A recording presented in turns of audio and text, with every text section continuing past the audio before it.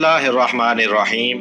अस्सलामु अलैकुम नाजरीन, आज की वीडियो में हम आपको बताएंगे पैगंबर खुदा हज़रत इब्राहीम अलैहिस्सलाम की अज़वाज मुतहरात हज़रत सारा और हज़रत हाजरा के बारे में। नाजरीन, जब नमरूद ने हज़रत इब्राहीम अलैहिस्सलाम को मुल्क बाबुल से निकाल दिया तो हज़रत इब्राहीम अलैहिस्सलाम मुल्क शाम की तरफ रवाना हुए। उनके साथ उनकी बीवी हज़रत सारा और उनके भतीजे हज़रत लूत अलैहिस्सलाम थे। जब हज़रत सारा का निकाह हज़रत इब्राहीम अलैहिस्सलाम के साथ हुआ तो हज़रत सारा काफ़ी आसूदा हाल थीं। उनके पास बहुत सी ज़मीनें और मवेशी थे।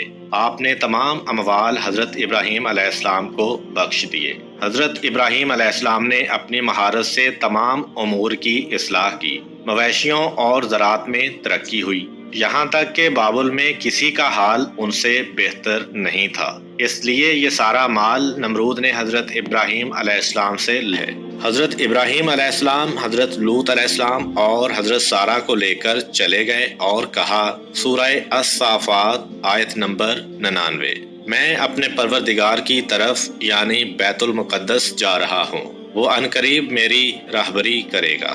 हज़रत इब्राहीम अलैहिस्सलाम एक गयूर इंसान थे, इसलिए उन्होंने इस सफ़र में अपनी बीवी हज़रत सारा को एक संदूक में बंद कर दिया ताकि वो गैर मर्दों की नज़रों से महफूज रहें। लेकिन रास्ते में किब्तियों के मुल्क यानी मिस्र में पहुंचे, जिस पर एक अरब बादशाह हुकूमत करता था।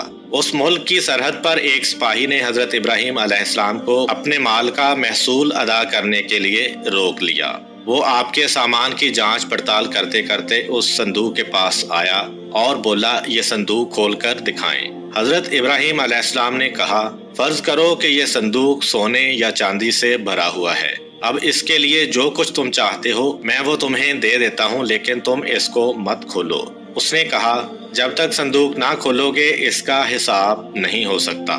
इसी असना में उसने संदूक को खोल दिया। जब उसकी नज़र हज़रत सारा के हसीनो जमील चेहरे पर पड़ी तो वो कहने लगा, अब तो मैं जब तक तुम्हारे और इस औरत के बारे में बादशाह को इतला ना दे दूं, तुम्हें आगे नहीं जाने दूंगा।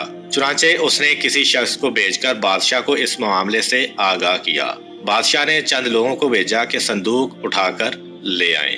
हज़रत इब्राहीम अलैहिस्सलाम भी साथ चले और फरमाया कि जब तक मेरे जिस्म में जान बाकी है मैं संदूक से जुदा नहीं होऊंगा। जब बादशाह को ये इतला दी गई तो उसने हुक्म दिया कि इब्राहीम को भी ताबूत के साथ आने की इजाज़त दे दी जाए। चुनांचे हज़रत इब्राहीम अलैहिस्सलाम को ताबूत और उनके तमाम सामान के साथ बादशाह के पास ले जाया गया। जब आप उसके सामने पहुंचे और उसकी नज़र हज़रत सारा पर पड़ी तो उसने बेइख्तियार अपना हाथ उनकी जानिब बढ़ाया। हज़रत इब्राहीम अलैहिस्सलाम जो गैरत व हमीयत का सरचश्मा थे, वो सख्त परेशान हुए और उधर से मुंह फेरकर अल्लाह ताला से कहा, परवरदिगार, मेरे अहले हरम को इस शख्स के हाथ से महफूज रखना।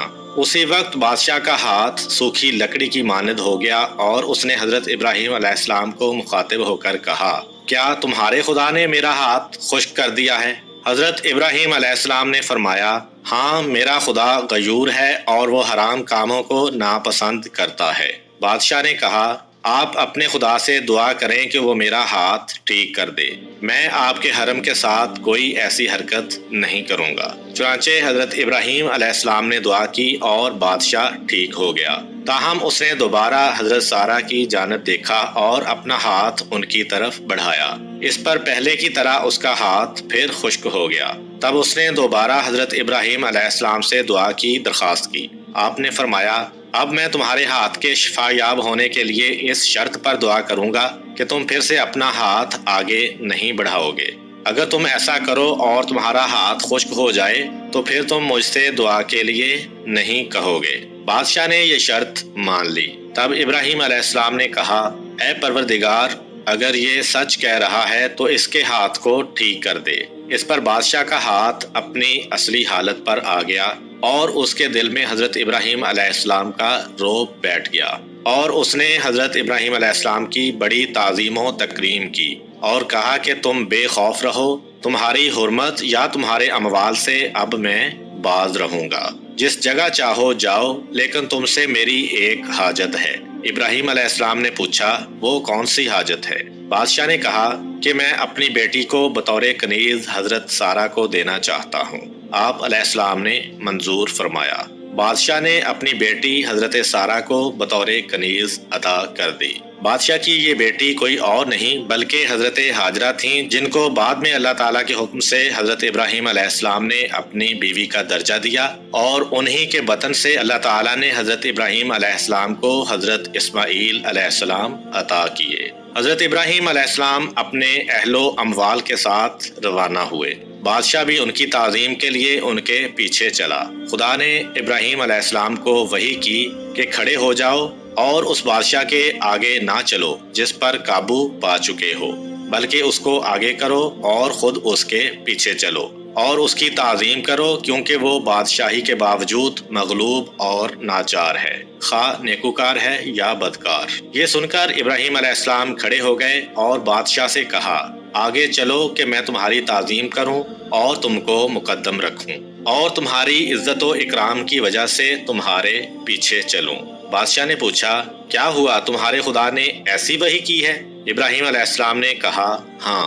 اس نے کہا، میں گواہی دیتا ہوں کہ تمہارا خدا صاحب جلال، بردبار اور کریم ہے۔ تم نے اپنے دین کی طرف مجھے راغب کر لیا ہے۔ پھر بادشاہ نے حضرت ابراہیم علیہ السلام کو رخصت کیا اور وہ روانہ ہو گئے۔ اس ملک سے نکل کر حضرت ابراہیم علیہ السلام ملک شام پہنچ کر ایسی جگہ ٹھہرے جو فلسطین اور شام سے آنے جانے والوں کا راستہ تھا۔ اس راستے پر اللہ کے ان نیک بندوں نے رہنا سہنا شروع کر دیا۔ امید کرتا ہوں کہ آپ کو آج کی ویڈیو پسند آئی ہوگی۔ ویڈیو کو لائک ضرور کریں تاکہ ہم آپ کے لیے مزید اچھی ویڈیوز لاتے رہیں، اور دوستوں کے ساتھ شیئر کرنا بھی مت بھولیں۔ حضرت ابراہیم علیہ السلام کی آگے کی زندگی کے حالات ہم آپ کو آنے والی ویڈیوز میں بیان کریں گے۔ اللہ آپ سب کا حامی و ناصر ہو۔ ملتے ہیں ایک نئی ویڈیو کے ساتھ، تب تک کے لیے اجازت دیجیے۔ اللہ حافظ۔